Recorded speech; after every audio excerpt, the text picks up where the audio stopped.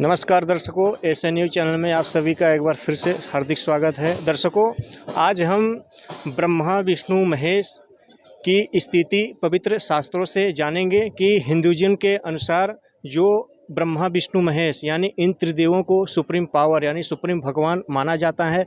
क्या ये वाकई में सुप्रीम भगवान हैं यानी सुप्रीम गॉड हैं?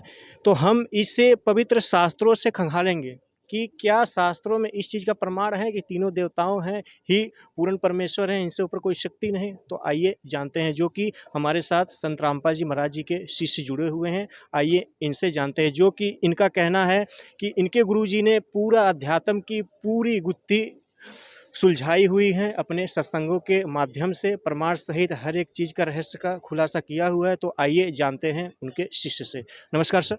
साहेब जी, क्या नाम है सर आपका? मेरा नाम मंजीत दास है। सर, कृपया करके हमारे एसए न्यूज़ के दर्शकों को बताएं कि क्या त्रिदेव, जो कि हिंदुइज्म के अनुसार ब्रह्मा विष्णु महेश को ही सर्वश्रेष्ठ माना जाता है, तो क्या ये हमारे शास्त्रों में इस चीज़ का प्रमाण है कि ये तीनों देवता ही अविनाशी हैं, अमर हैं, इनसे ऊपर कोई शक्ति नहीं? जी, किसी भी जगह पे ये नहीं लिखा है कि ब्रह्मा विष्णु में सजरो अमर है, इनसे ऊपर कोई शक्ति नहीं है।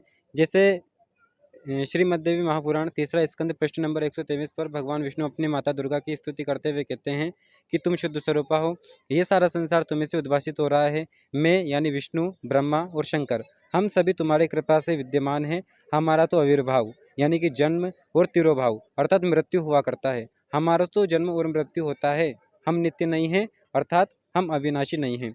फिर भगवान शंकर बोले कि देवी, यदि महाभाग विष्णु तुम्हें से उत्पन्न हुए हैं तो उनके बाद प्रकट होने वाले ब्रह्मा भी तुम्हारे बालक हुए, तो क्या मैं तमोगुणी लीला करने वाला शंकर तुम्हारी संतान नहीं हुआ?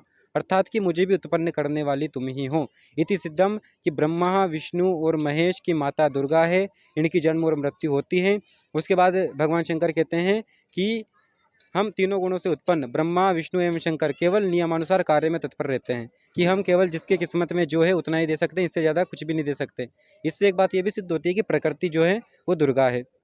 ये तो रही इनकी माता वाली बात। पिता की बात करते हैं तो श्रीमद् देवी महापुराण के 7वें अध्याय के श्लोक नंबर 12 से लेकर 15 तक ये गीता ज्ञानदाता ब्रह्म कहता है कि दुर्गा पत्नी है मेरी, मैं पति हूँ इसका, मैं इसके गर्भ में बीज स्थापित करता हूँ जिससे संपूर्ण भूतों की उत्पत्ति होती है।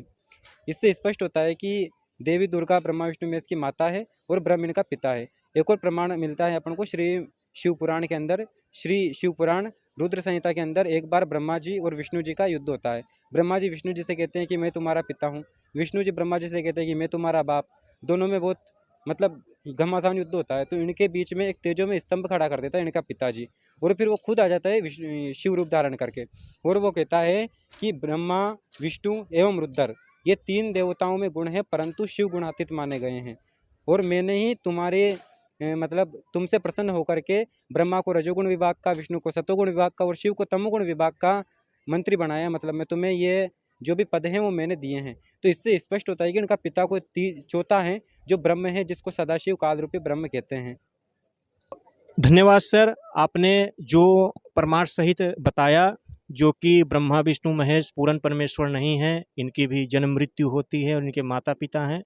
धन्यवाद सर। बिल्कुल साहेब जी, तो दर्शकों, आपने देखा जो कि संत रामपाल जी महाराज जी के शिष्य ने पूरा एकदम प्रमाण सहित बताया कि जो हिंदू धर्म के अनुसार जो ब्रह्मा विष्णु महेश जो कि सुप्रीम भगवान माने जाते हैं, वो पूर्ण परमेश्वर नहीं है, इनका भी जन्म मृत्यु होता है और इनके भी माता पिता हैं।